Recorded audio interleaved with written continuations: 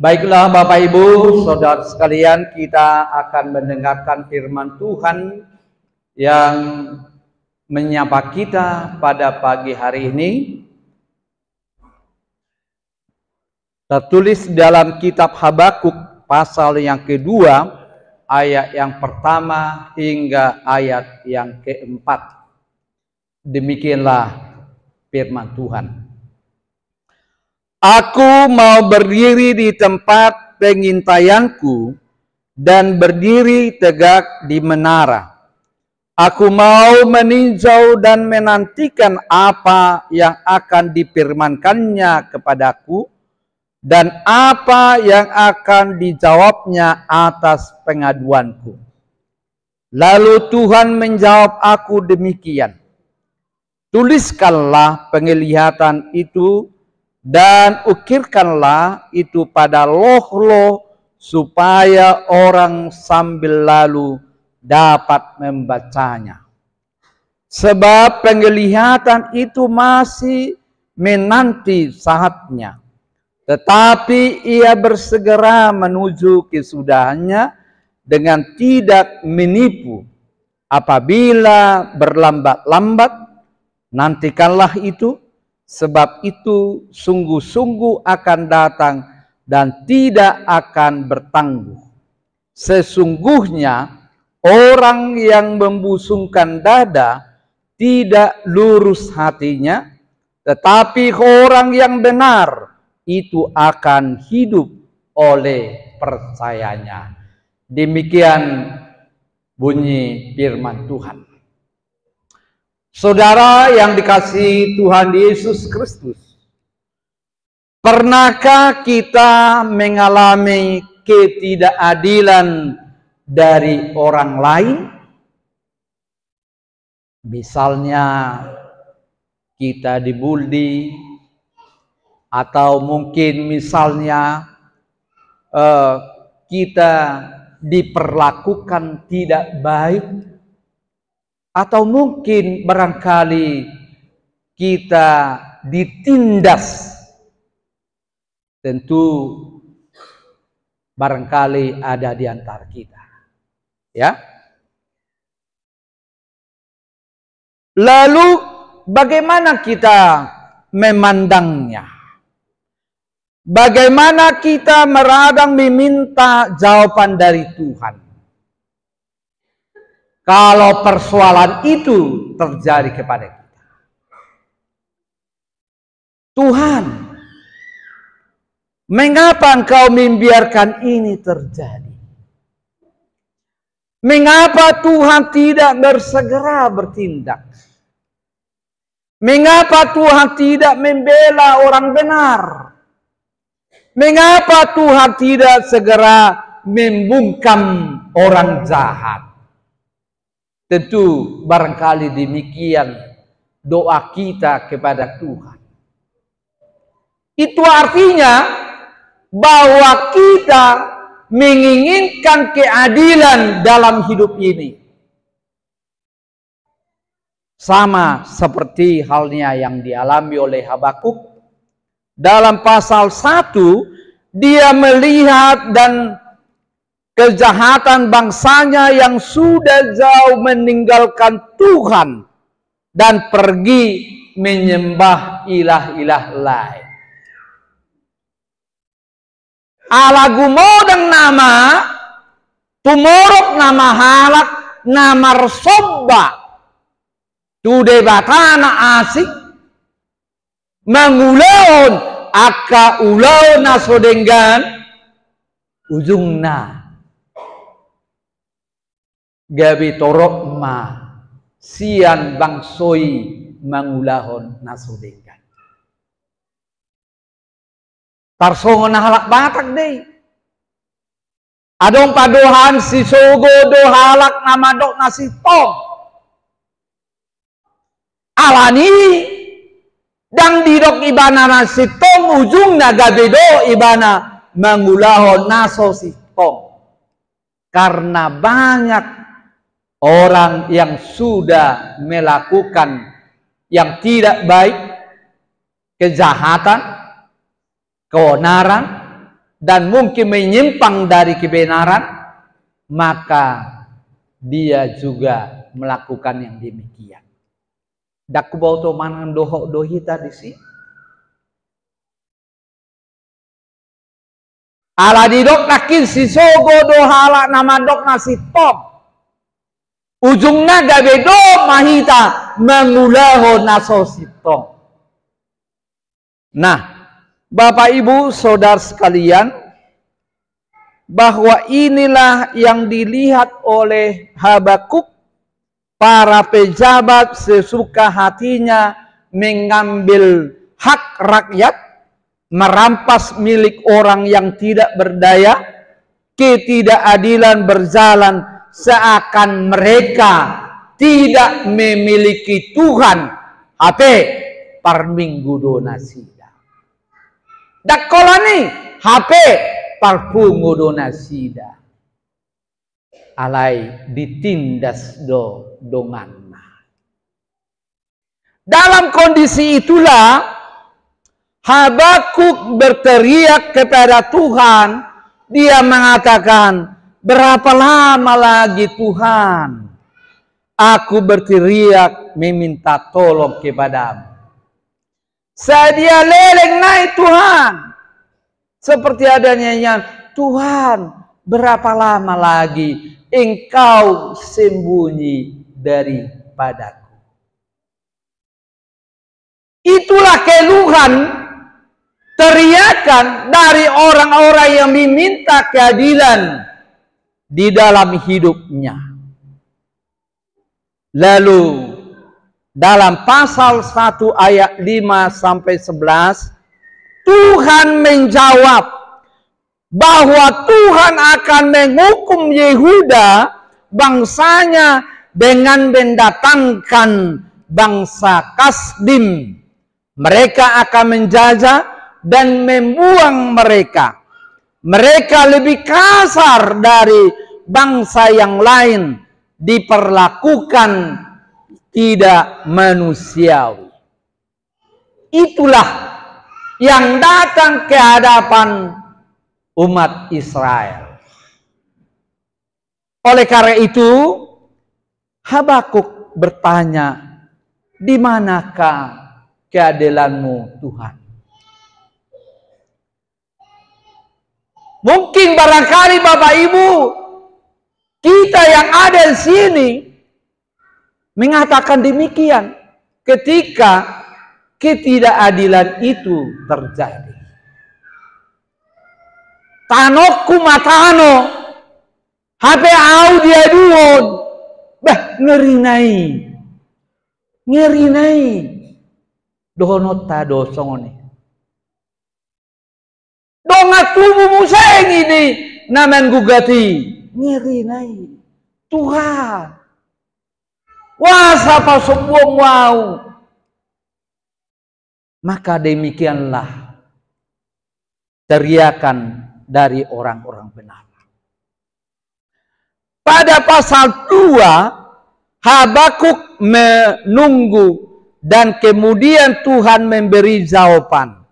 Jawaban itu katanya tadi dikatakan harus dituliskan dan diukir pada loh-loh sehingga semua orang bisa dengan mudah membacanya.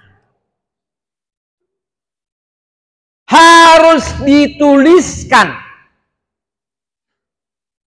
IP dan sudi majah. Pola do sudi bering natar surati. Nungga siwata di dok disi dilarang merokok bapul-pul madisi. Nungga di dok disi di dok jalan ini tidak dilalui bolus mak. Gudang do nasongoni. Dia mau kadongan itu juga menjadi jawaban dari atas semua jeritan kita dalam hidup ini. Oleh karena itu ada beberapa hal yang disampaikan firman Tuhan. Yang pertama, dalam pasal 3, Tuhan menjawab bahwa Tuhan akan bertindak. Tetapi Tuhan masih menanti saat yang tepat. Bila Tuhan mengulur waktu, bukan karena Tuhan tidak ingat janjinya, bukan karena Tuhan lengah terhadap perkataannya. Tetapi harus kita ingat, waktu Tuhan adalah waktu yang terbaik. Dalam nyanyian BUKND nomor 283 ayat 2 dikatakan, nang sipata di pabenda di bata pangurupina anggo jupang tikini pitor tongo sonai. Tuhan akan mengirim jawabannya kepada kita. Tuhan akan menjawab segala persoalan kita. Bila Tuhan belum menjawab pada waktu kini, itu bukan berarti Tuhan lupa. Tuhan tidak ingat. Alai bohado kesabarata, bohado penantiata, di suku-sukun di alus di bata natuhita. Janji Tuhan itu pasti. Tidak ada yang dapat menghalangi, termasuk pada hari kedatangannya. Nah, dalam 2 Petrus 3 ayat 9 dikatakan, Tuhan tidak lalai menepati janjinya, sekalipun ada orang yang menganggapnya sebagai kelalaian, tetapi ia sabar terhadap kamu karena ia mengendaki supaya jangan ada yang binasa, melainkan supaya semua orang berbalik dan bertobat. Tetapi hari Tuhan akan tiba seperti pencuri. Anggo marnida hajatota hatta kahota, tentu Tuhan sudah membinasakan kita. Nah, kalau Tuhan membiarkan kita hidup saat ini, itu artinya Tuhan mengendaki kita supaya kita bertobat, supaya kita berbalik, supaya kita hidup. Itulah waktu Tuhan. Alana dang sude hita tigor di jolo di bata. Nah, oleh karena itu, dan kedua, Tuhan memberi jawaban pada ayat 4a. Dia katakan, sesungguhnya orang yang membusungkan dada tidak lurus hatinya, tetapi orang yang benar itu akan hidup oleh percayanya. Yang memastikan bahwa setiap orang sombong yang membusungkan dada, congkak, mereka adalah orang yang tidak lurus hatinya, orang yang berkhianat, orang yang mendapat hukuman dari Allah. Nah, kalau demikian halnya, apakah kita masih hidup di dalam ketidakadilan? Masihkah kita hidup di dalam ketidakbenaran? Yang ketiga, Bapak Ibu Saudara sekalian, jawaban Tuhan yang paling menggembirakan kita hari ini adalah di mana ada jaminan yang lebih hebat, Yang kita butuhkan apa itu? Dikatakan tadi, tetapi orang yang benar akan hidup oleh percayanya. Orang yang benar akan hidup oleh percayanya. Jadi hidup di dalam kebenaran tidaklah sia-sia. Hidup di dalam kebenaran tidaklah membuat kita melakukan kejahatan. Hidup orang benar tidak sia-sia, tetapi menghasilkan hal yang luar biasa. Itu dikatakan dalam Matius 13 ayat 43, dikatakan pada waktu itulah orang-orang benar akan bercahaya seperti matahari dalam kerajaan Bapa mereka. Orang yang hidup benar akan bercahaya di hadapan Allah Bapa. Upahnya akan ada di sorga. Jadi kebenaran yang Tuhan inginkan bukanlah kebenaran yang berpura-pura. Bukan karena kebenaran sesuatu yang menguntungkan kita. Seperti yang dikatakan Mazmur 97 ayat 10. Hai orang-orang yang mengasihi Tuhan, bencilah kejahatan. Dia yang memelihara nyawa orang-orang yang dikasihinya akan melepaskan mereka dari tangan orang-orang fasik. Terang sudah terbit bagi orang-orang benar dan sukacita bagi orang-orang yang tulus hati. Bersukacitalah karena Tuhan, hai orang-orang benar, dan nyanyikanlah syukur bagi namanya yang kudus. Itulah kehidupan orang-orang benar. Buah molo songoni